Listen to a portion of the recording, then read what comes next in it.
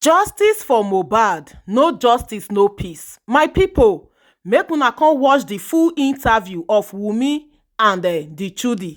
Wummi don finally come out, come talk her own side of the story. Wetin she know that led to the kpai of Mohbad, the DNA test, Mohbad property, and many more. Chai, this one a very interesting interview. Make we sit down and watch this interview together.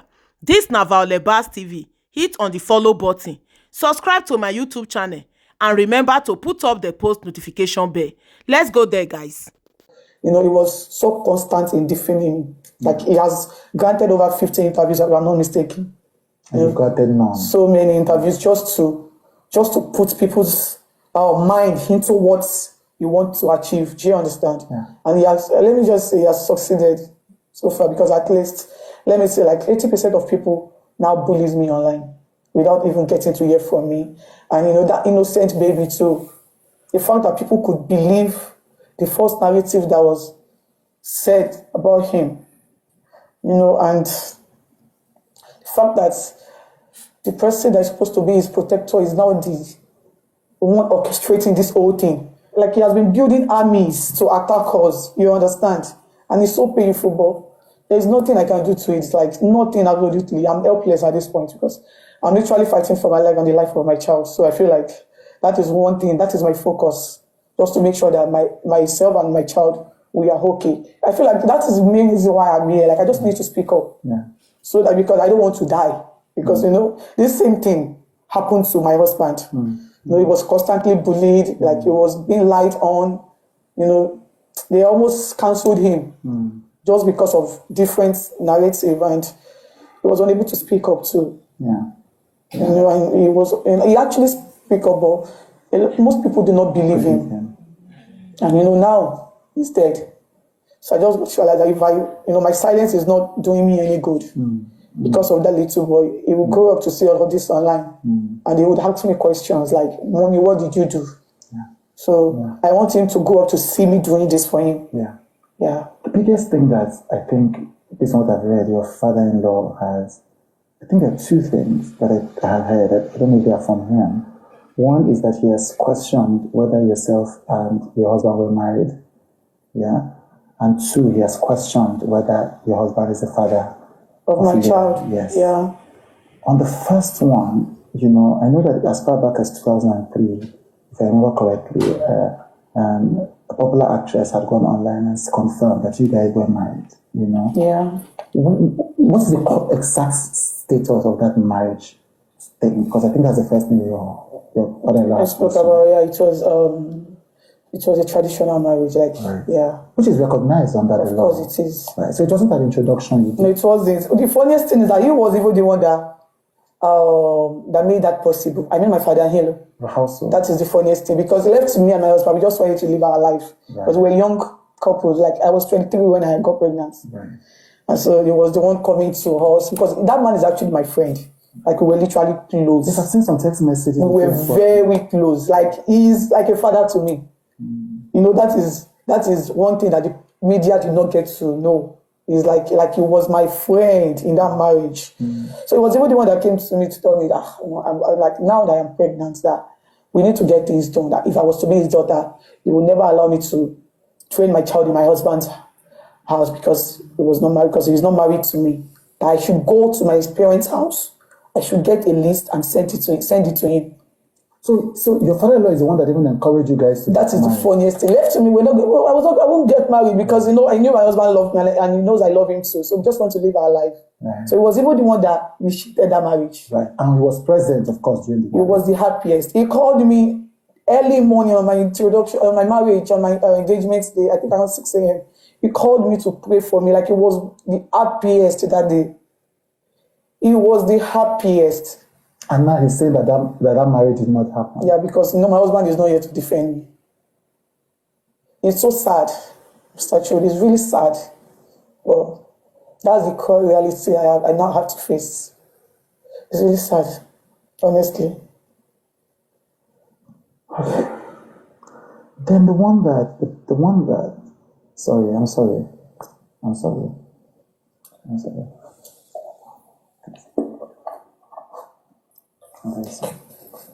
I'm very sorry. Yeah, I'm fine now. Thank you. Okay. Then he questioned the paternity of the child. Yeah. How did you hear that your father-in-law was questioning the paternity of your child? I got to know online. So he came online and did a video. He never called me. He never called any of the family members to ask for the DNA of Liam. So he just came online and said, nobody's not the father of the child. I swear to God. Did you call him after that? Of course I did. And then what did he say? He didn't say anything. He was just saying, why do you have to take Liam away from him? Like, you know, he did, like, I was expecting him to talk about the pattern, like, ask me for the DNA, I'm your daughter-in-law. He never did. Even when I called him, the word he was telling me was, why do I have to take Liam away from him? So it's like he's punishing you for... Yeah. Is there nobody in the family that can call him... To order? Yes. He's the head of the family. I think he should be in his late 50s. Right. So he's the head. So I don't think there should be anybody somewhere that would, because he knows what to do, he knows the right thing. But, you know, he's just using the DNA as a tool to punish me. To punish my son and I. Yeah. When's the first time he asked for a DNA test? So when the DNA negative came out, at first I didn't take it serious because I was like, who is this guy asking for the DNA of my child? Like, who is in the grand scheme of things? Like, this guy is nobody to us, so why is he asking for the paternity? Who is the person that asked? I don't want to mention his name. Right. Was this a blogger? Oh, shit. Social media. Social media content creator. Why is he asking for the DNA of my child? Yeah. So at first I didn't take him serious. Not until my father-in-law started talking about it. And I had to put a call through to him. You know, I called him, I asked him, like, Daddy, what really happened? Like, why are you doing this to Liam? And he kept on saying, why do you have to take him to my mother-in-law's place? Does it bear my mother-in-law's surname? Like, what effort do I have to take him to my mother-in-law's place and not his own house in Ikorodu? Is he not the owner of his grandchild? You know? And I still try to tell me, Daddy, I'm scared because we've been going out there to say different things about me. But I'm scared. Like, you know, you cannot keep doing this and expect me to bring Liam to you. And he was like, okay, what's the problem? And, you know, he hung up. So I was expecting him to talk about the DNA, but he never did. So I think, no, the next day he went on live on TikTok, on Instagram, like, to talk about the DNA again. Like, he was trying to talk about it like almost every day. So I think 3 days after I called him again. Like, I wanted to ask him, like, what does he really want? Like, I really want him to stop going out there to defame my baby. But he didn't pick up my calls. I called him repeatedly for like a week, but he did not pick up. So I stopped calling. So I think around November, it was around November, he sent a message to my lawyer. Okay. Yeah, he sent a message to my lawyer that I should bring Liam to him, that he wants to perform a DNA test on him. So my lawyer sent it to me, and I told my lawyer that I am scared. Like, I'm scared to take my baby to him because he has gone out there to say so many defamatory things about me. He has said it publicly that he hates me so much. Like, he even went as far as trying to cajole my brother-in-law to lie, like, to implicate me one way or the other. You know, yeah, because, you know, you said it online that I used to put substance in my husband's food. Who said that? My father-in-law. Then I would go and F around after. Because he never knew it was my brother-in-law that prepared my husband's last meal. So when he got to realize that it was my brother-in-law, he put a call through to my mother-in-law. But fortunately, I was with her that day. So he just called to tell her that, he just got to know that it was Adura that prepared my husband's last meal.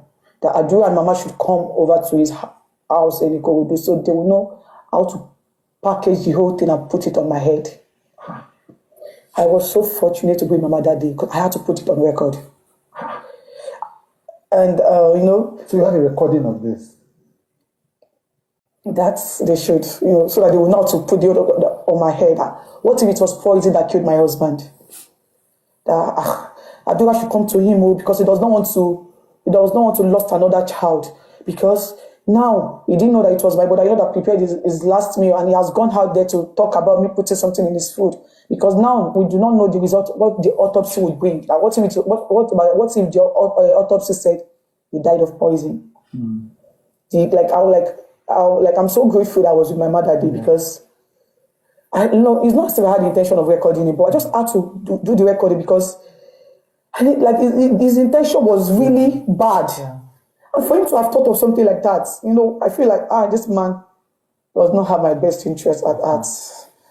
But I was so fortunate to be my mother, so I had to put that thing on record. Some brother essentially means that your father-in-law wanted to accuse you of murdering your husband. He has tried. There is nothing he has not said. Please tap. So when he got to realize that it was my product, but I know that people stopped that poisoning narrative. Then he moved to many other ones. Yeah. So I tried to explain to my lawyer that these are the things that this man has been trying to do. Yeah. So your lawyer is different from your husband's lawyer, the one that is angry. Yes. So I tried to explain to my lawyer that these are the things that this man has been trying to do to my son and I. I'm scared to take my child to him. So my lawyer said the best way we could go about it is to get a court order, so that the court can be in charge of it, and so that the court can also monitor the process. And once the DNA is done, the both parties will be at peace. And I said, okay, no problem if that's the case. Then my lawyer sent him a letter, sent his lawyer a letter to tell him to get a court order. But they refused to acknowledge it. And they were just going online, going to different TV stations, talking about DNA. Oh, Liam is bastard, Liam, just constantly bashing that innocent baby. And I think around January 2024, I was forced to post something on my Insta story because I got tired. I'm human. And the whole thing, because the whole bashing was really getting too much. People were literally coming to my DM, threatening they're going to kill me, saying my child is a bastard. Why would I give my husband a bastard? Because they really do not know the game my father-in-law is playing with me. So I was frustrated and I had to post something on my Insta story. I made it known that I have been ready for the DNA, but my father-in-law has refused to do the needful. Like I told him to get a court order, which he has refused, and no amount of bullying can make me take my child to him because I'm scared. Because I know people do not know the bad things he has been doing, because I didn't say anything publicly, like I didn't address anything, because I feel like let me just be the bigger person in this situation. So I think around February 2024, he submitted an application at the magistrate court in Ikorodu, DNA application. His lawyer himself and my lawyer were present. I was not there. So the court gave them a summon letter to give me. Yeah, and immediately they gave them the summon letter. My lawyer walked up to them to request for it. They refused. They didn't give him. But my lawyer was even trying to convince them that they know I no longer stays in my husband's rented apartment, that they should just give it to him so that he will know how to get it across to me on time, so we can just get things done. But they insisted that they were not going to give him. And the next day they went to my husband's rented apartment. They pasted the paper on the wall. They took a picture and sent it to blogs, and blogs. It was all over blogs, and people started bashing me as usual because they actually thought the summon letter is a court order. Most people do not even know. If I was not in this mess, I wouldn't even know what a summon letter is. So because it was later that my lawyer made me understand that a summon letter is like an invitation letter. Like I was invited to the court. So people started cursing me, saying, "Oh, now they have given me the court order. Now I am on the run. Now I'm nowhere to be found," because they really do not understand what it is, and because of the narrative that's been going on. So I think around April, we had a court sitting, and where we got to, because I was not present, so it was my lawyer, his lawyer, and my father-in-law. Then we had a court meeting, and the judge asked us to go home and to mediate. That it is a family issue, and it is something that we could settle amicably. That we should just mediate. That he knows that both parties are angry, and we should just look for a way to talk about it and reach a conclusion. The two parties were unable to mediate. While all this was happening, my father-in-law was still going all out for Liam to paint the narrative like, oh, I'm still running, maybe the DNA, there's nothing, I've not accepted to do it, he's still going all out there to defame my baby as usual. And I think, so we are unable to mediate, and the court was adjourned till, I think, May of 2024. Yeah, 2024. We went back to court again. The judge asked us to go back home and mediate again. The second Were you in time, court on this day? yes, I was in court. Right. And your father-in-law was also in court? Yes, he was also in court. So you saw him? I saw him. I saw him. Did he talk to you? No, he did not. So the second time, the judge asked us to go back to mediate, and we had a meeting. My lawyer, his lawyer, myself, and himself, like we sat down on the same table. And I told them that I do not have any issue with doing a DNA test. That I just want one thing from my father-in-law. And what I want from him is just please stop defaming Liam. Like, it makes me sad, that I wouldn't even mind if it's coming from outside that, because I'd be like, because I feel like they don't really matter in Liam's life. But the fact that it is coming from his grandfather, it breaks me. And I can, like, it's not something I can just, like, I really need him to stop it. Like, once he stops, I don't have any business, I don't have any problem with him. I will definitely get the DNA done. And he said it to my face, like he said it himself, that he was going to stop. Like that day we had a conversation. Right. He said it. So face to face, he yes. told you he would stop Yes, all of this? yes. Like I even tried to tell him about like the people supporting him that has been bullying me and my child. And he told me on that seat that he does not know them. That in fact, his lawyer wants to write some of them to stop working for him. Because most of the things they do, he's not the one asking them to do it. Like he said it to my face. And I said, okay, no problem. The next day, my father-in-law went to Berekete to start defaming him again. Sorry, I'm confused. So you're saying a court ordered you guys to mediate. After the mediation, we went to Berekete. You sit down with him. He tells you face to face. The way we get seated here. That was how we started. He's going to stop. He promised me he was going to stop. Then the next day he was on Berekete radio. He went to Berekete radio to start defaming Liam again. Calling Liam, said Liam is a Muslim name. Liam's placenta was given to the alleged father, to the alleged father, so many things again. When he knew so well that it was my husband that buried that placenta. Because I could remember vividly, we were in the same room together, and he actually asked for the placenta, and my husband responded to him, saying his mother is not the one in that house, that he cannot trust him with his son's placenta, and he never argued with him. But because my husband is not alive to defend his son. Yeah. He went on Berekete to say so many things like, I'm still running for the DNA. Even after we've already had a discussion a day before. And, giving the impression like I'm still running, like, I don't want to do the DNA. And, just for people to keep bashing me. Like, you just want that social media attention on me. Yeah. And, trust people. Most people act based on their emotions. Yeah. And, trust people to always come true for him. People kept on coming for me, bashing me, calling my baby different, names. And I went back to court. I told the church that to please help me to beg my father-in-law that there is one issue I have with him. And the issue is the fact that he's always going out there to defend my baby. That I will be the happiest woman being on earth if he could just stop. I can control the public, but I feel like they don't really matter in Liam's life. They don't know him. But like the fact that it is coming from that man, it is breaking me. Yeah. You don't understand? Like this man is supposed to be the one protecting him. Like this thing is strange. I've never heard of something like this before. Like a grandfather being mean to his grandchild that way. And the judge tried to speak to him to please stop. I'm not asking for too much, but he has tried to take my right away from me as a woman. This is the least he could do. Like he should just please stop talking Dæth on Liam's name. He promised me at the court that he was going to stop too. The next day he was on TikTok live. Granting interview. Calling Liam, saying Liam has bow leg. They don't have such a child in their family.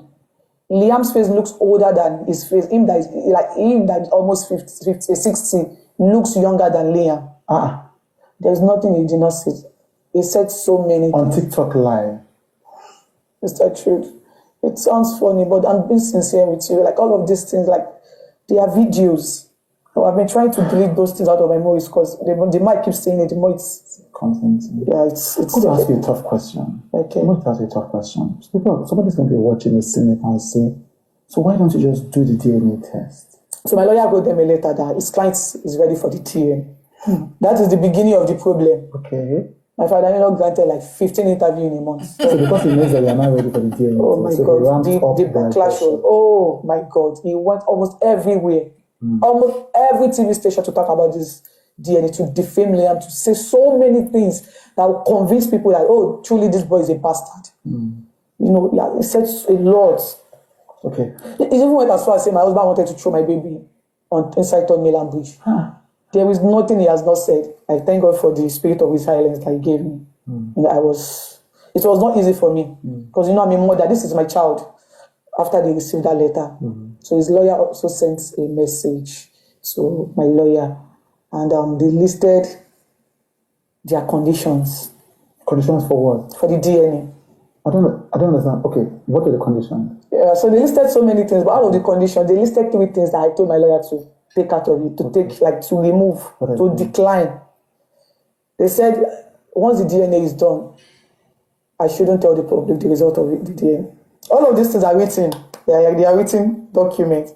He said I should not tell the public the result of the DNA, that it should be between the 2 parties.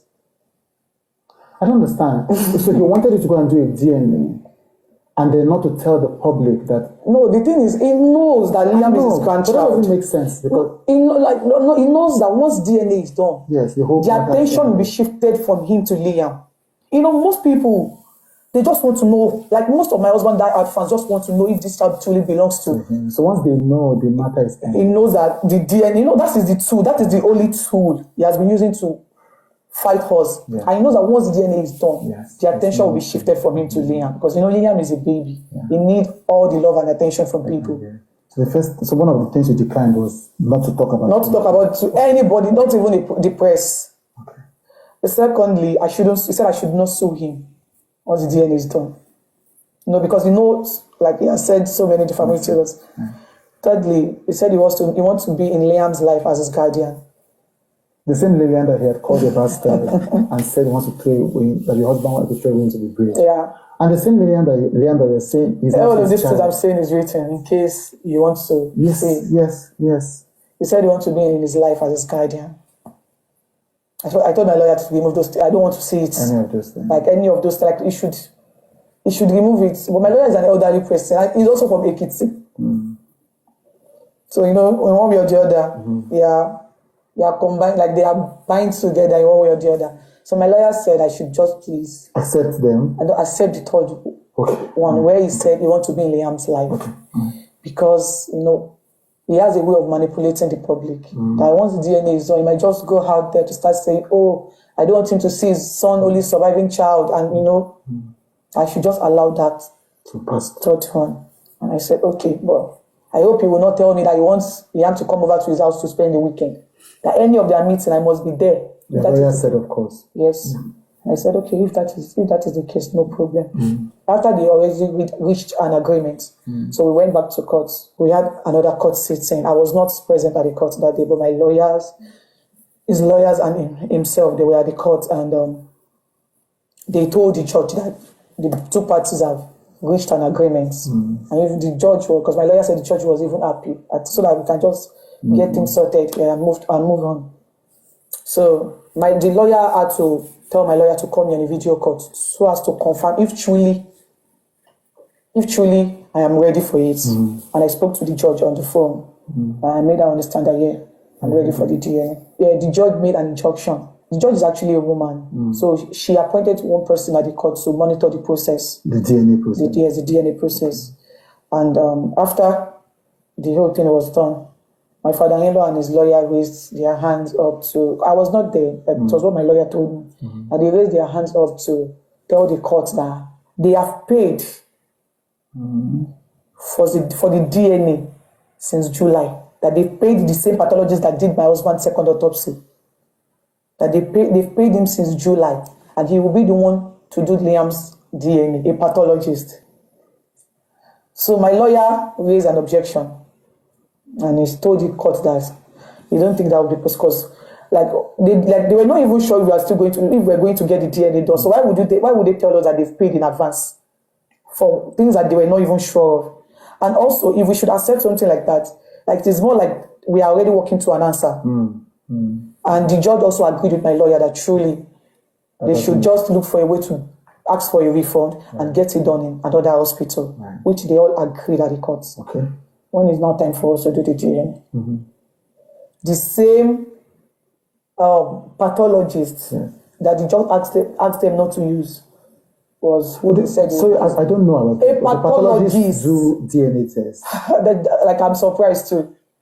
Okay, so that doesn't make sense. Yeah, okay. It doesn't make sense, right? So when you were ready, so the pathologist reached out. Okay. No, not the pathologist, the lawyer. Your father-in-law's lawyer. Lawyer, yeah. Reached out to you. To my lawyer. Yeah. That is the same person that they want to use. Even though the court has said no, at UCH hospital, because that was the pathologist that did my husband's autopsy. So my lawyer tried to, to raise an objection again that the court already acted not to, but they insisted. Okay, then we said it's fine because we have nothing to hide. Right. So my lawyer also said we'll be using Lagoon Hospital. Okay. So you will use the same pathologist? No, they will be the one to use the pathologist since that is what they want. Yes, but at Lagoon Hospital? No, like we want to use a different hospital. Okay, so you want to do two? Yeah, two DNA tests. So their own and an independent one? Yeah, exactly. Fine. And they said no, that they do not want it. But they only want their own person. That they do not want Lagoon Hospital, that we should choose another hospital. Okay. So we chose another hospital. I think we chose two other hospitals. They said they do not have money for it. Like their response was very slow. They seemed so uninterested. Do you understand? But me, I wanted to get this thing done. So I was just telling my lawyer to keep on texting them because I want it done. So they said, the second time, so they told my lawyer they don't have money for two hospitals. My lawyer would then have letter again that, you know what? Don't worry. You can get it done anywhere you want. In fact, since you insisted on using a pathologist, it is fine. But just allow us to do our own personal one. And in fact, we'll be footing the bills ourselves. They did not respond to us. Because, they do not want any result that will counter their own results. They know what they want already. They know the results. They know the result that they want to tender to the court. So they do not want any result that will counter their results. So their response was very slow, like they were not responding to us. And while all of this is going on, it was still everywhere talking about the DNA, giving the public impression like, oh, nothing is being done behind closed doors. Do you understand? The people were constantly bullying me, myself, and Liam. And while all of this was happening, my lawyer just asked me to just calm down. That I would say my story when it is time. That I don't have to act the same way that he acted. And I said, okay, no problem. The last conversation we had was early December 2024. So early December, after you had requested that to do our own personal one, independent DNA. And they had said no. No, they didn't just reply to us. Just went quiet. Yes, they went quiet. They didn't respond to us because they know that they do not want any result that will counter their own results because they know what they want to bring. They know what they want to tender to the court. So they stopped replying us. So I think early January 2025, I saw an interview. We granted an interview with one guy called Mr. Leo Gaga. I don't know if you've seen the interview. Yeah, so he spoke about Liam's paternity. The guy was even trying to address Liam as his grandchild, but he told him to never call Liam his grandchild. He said so many thoughtful things too. And I got really angry that day. I had to call my lawyer. What are we doing? This man has resumed with this manipulative tactics again this year, that we need to put a stop to this. What can we do? And he said, okay, so my lawyer said I was going to write them a letter and we'll be waiting for their response. So my lawyer sent them a letter to talk about the interview that I did. Like, why is he acting like a victim here? Now they are the one delaying us and they are still the one going out there to keep telling lies. Like, when with all of this stuff, like they are just acting as if they do not want peace of mind. Because now, why? When do we get to this stage again? Let's just get things sorted and move to the next thing. So their lawyer responded by saying they stopped working for him. So presently, stands still. And a few days ago, I think 4 days ago, his younger brother was on TikTok live.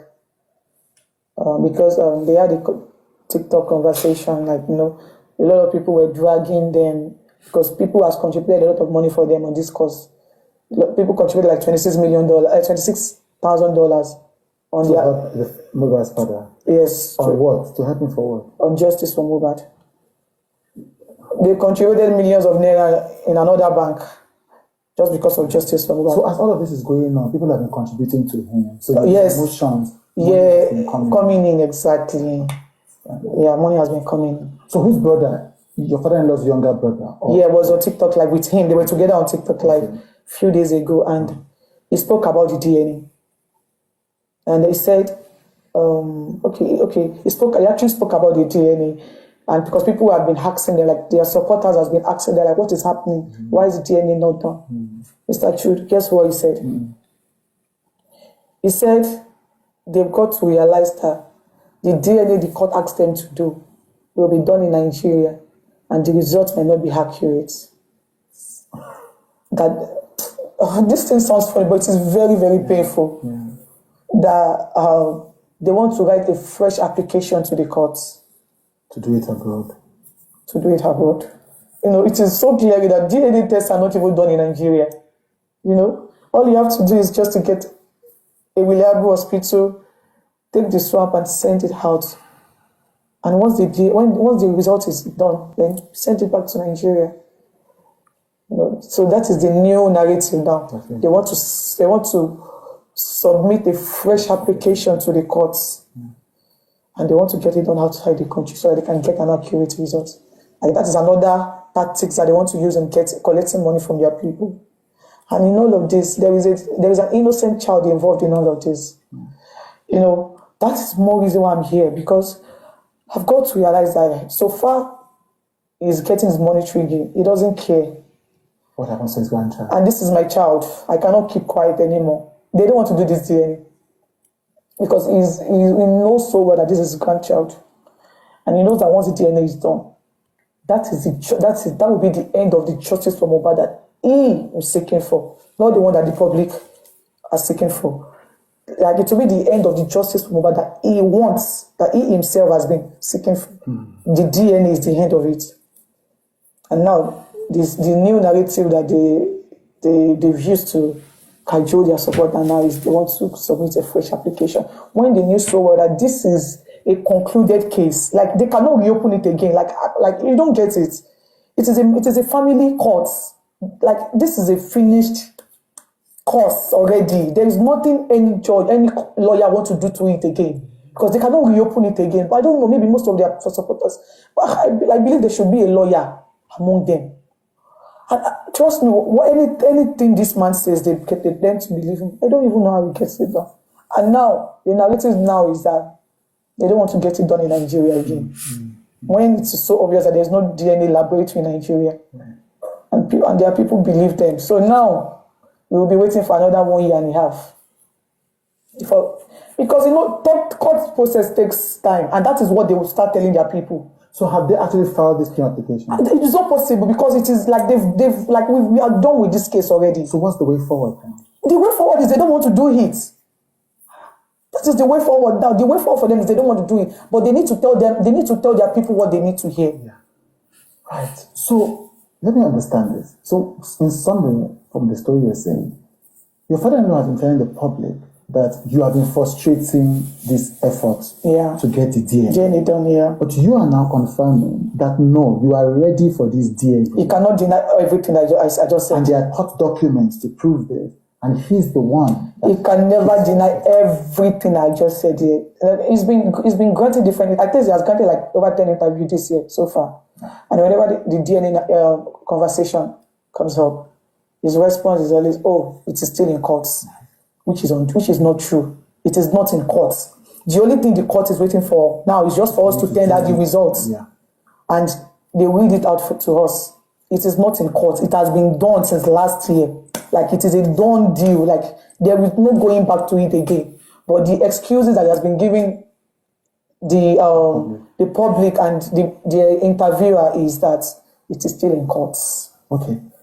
A question for those of us that may be ignorant of this. Okay. Why can't you do the test without him? The reason is because I've been called different names. He has called me a promiscuous woman. He has called me a cheating wife. You know, I've been called different names. That people tend not to believe whatever I have to say anymore. Like, he has said so many things to my persons, and I feel like if I should get the DNA done without his consent, without him being present, that will cause another riot.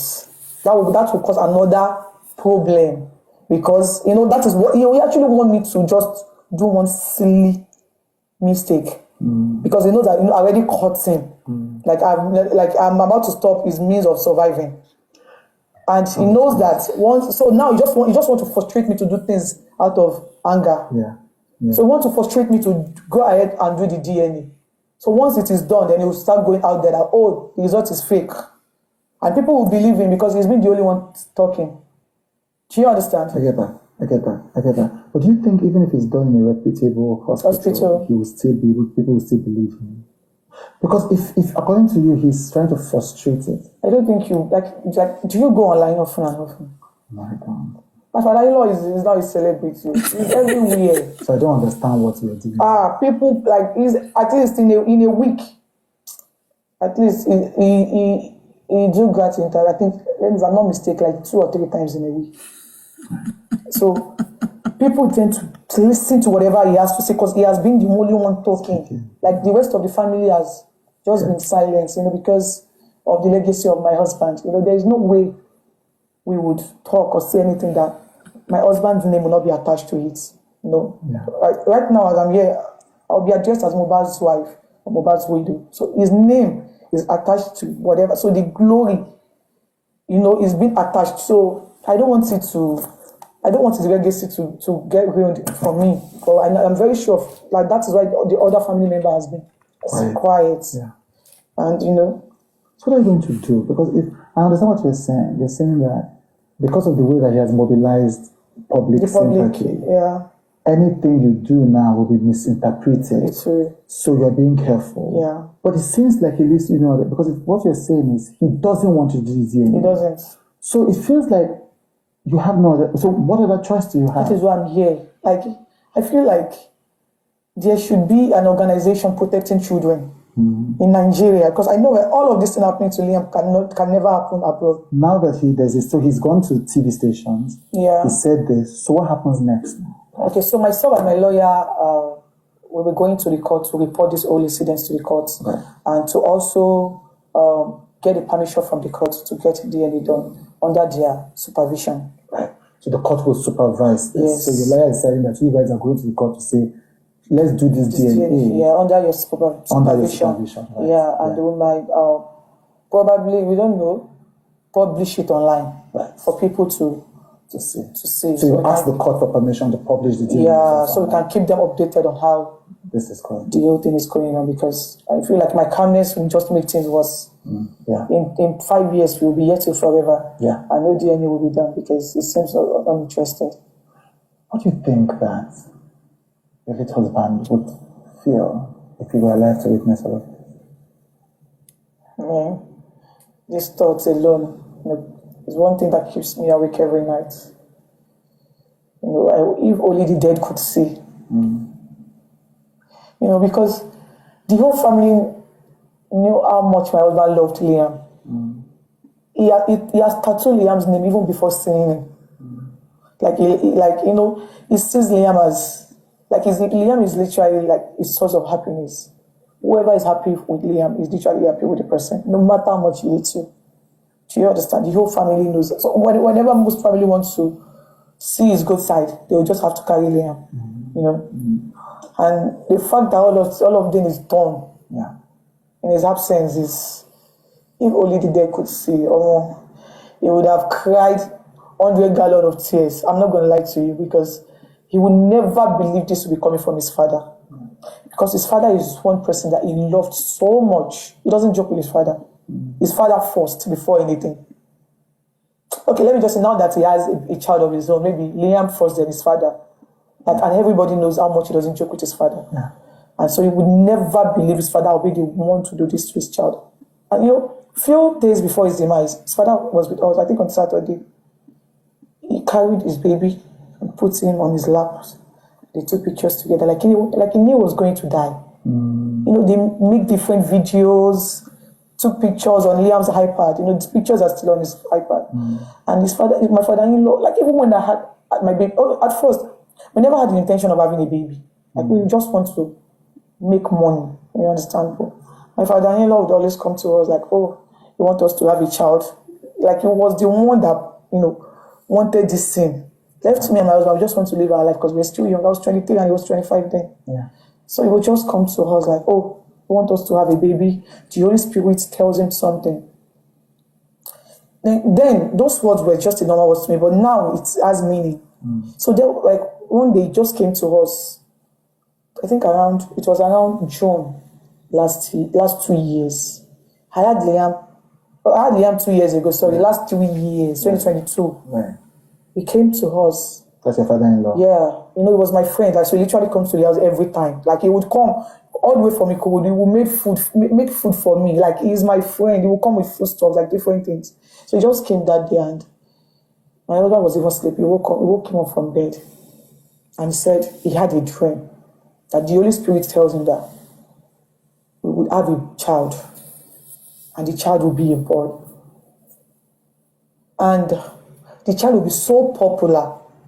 Like, I know that after he gets to see this interview, he would reflect to those things that he said. That this child will be so popular and the child will be so rich, like even more richer than my husband. And he said when he grows older, that child will be the one to buy his own coffin when he dies. He didn't even mention my husband. You know, my husband is the most successful child that he has. He didn't mention my husband. He said the child, I was not pregnant though. He said that child will be the one to buy, the child will be so rich, it will be so popular. Like my husband's fame is nothing to compare to the kind of fame and riches this child will bring to us. And you know, it's like that word that he said, that child will be the one to buy his coffin when he grow up and dies. Yeah. You know, I think it was like a manifestation that is coming to an existence now because my husband is dead. And Liam is the only legacy left behind. So Liam Liam will stand as the Mohbad when he grows older and dies. Yeah.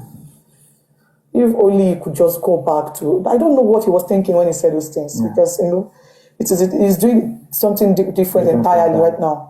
Seems that ever since Mohbad died, you have not even had time to grieve your husband. I've not even wanted the death of my husband.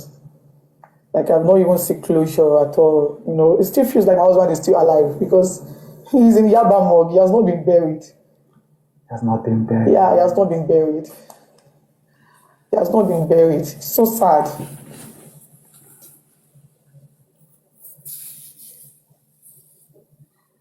He has not been buried. And he's been in pieces twice. You know, they literally did 2 autopsies. The government autopsy and the private autopsy my father-in-law did. And I can tell you for a fact that there is no genuine reason why he's still there. My father-in-law has no genuine reason. But you know, he's been granting interviews saying, oh, the government do not want him to get justice. The government is this, the government is that. Like, he's been manipulating the public. Like, he has said so many things. That you know, people, I don't feel like there's anything that people would say that the people in public faces would believe again because a lot has been said. You know, he's been gotten interviewed saying the government have been the one delaying my husband's the inquest.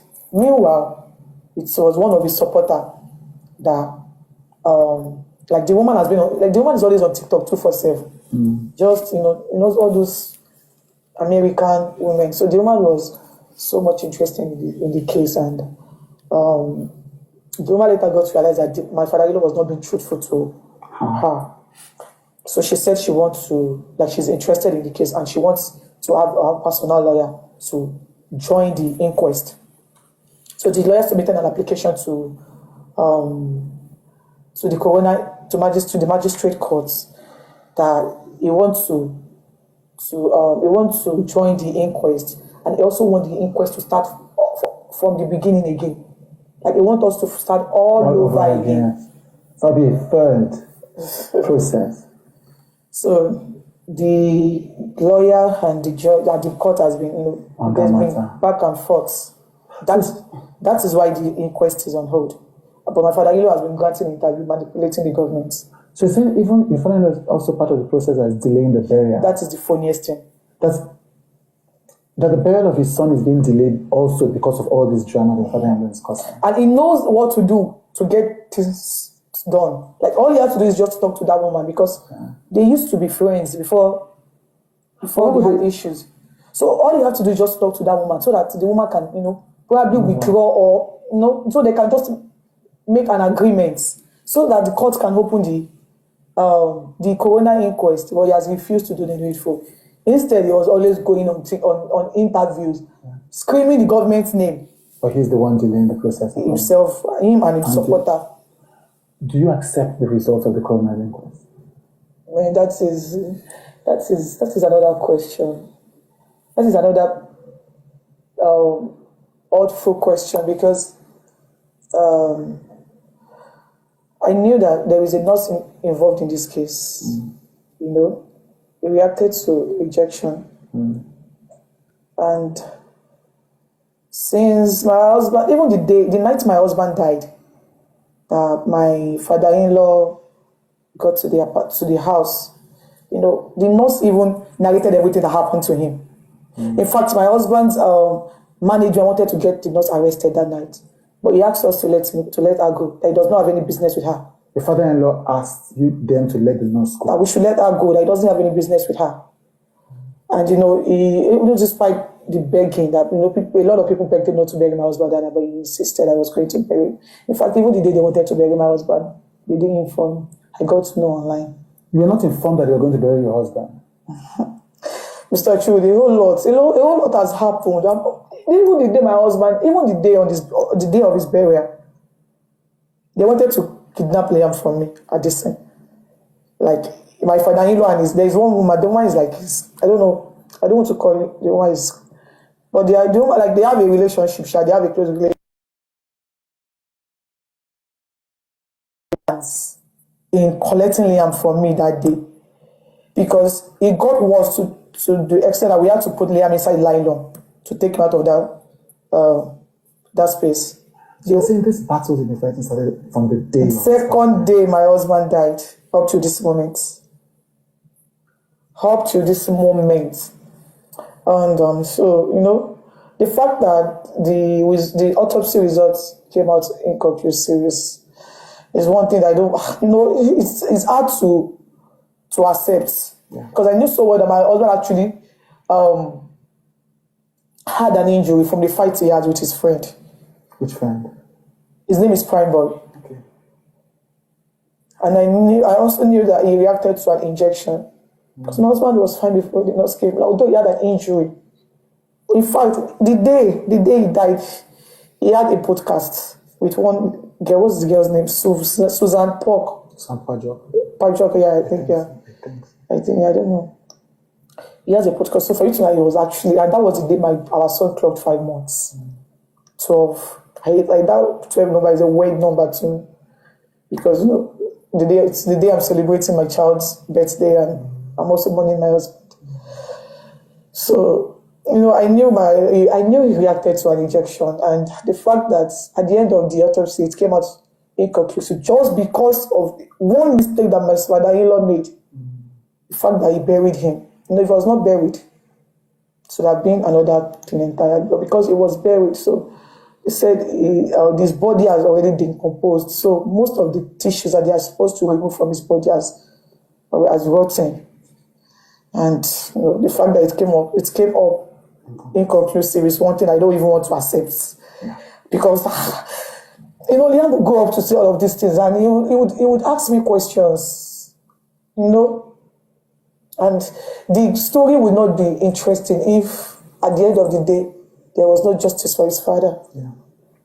The fact that he was bullied, by his oppressors, that alone is another thing that is outside. Now, up to this moment, nothing was done to it. Right. The fact that you're talking about the whole normality. Yes, the fact that the bullying parties, the bullying parties part of the reason why the whole world came out for justice. Yeah. And up to this point, the police actually promised us that they are going to, that they will be brought to book and all of that. But up to this point, nothing was done. Yeah. Do you understand? So you agree that whole bullying is part of what led to the death? You know what? You don't have to kill somebody with sword before killing them. I'm not gonna lie to you. They cannot deny the fact that they made life so unbearable for my husband. And my screw made life unbearable for your husband. They cannot deny that fact. That one thing they cannot deny. You know, a lot of people might be everywhere to support them in bashing me, so that I wouldn't talk the bullying aspects. But the few ones that are online cannot be erased. And Liam will grow up to see all of those things.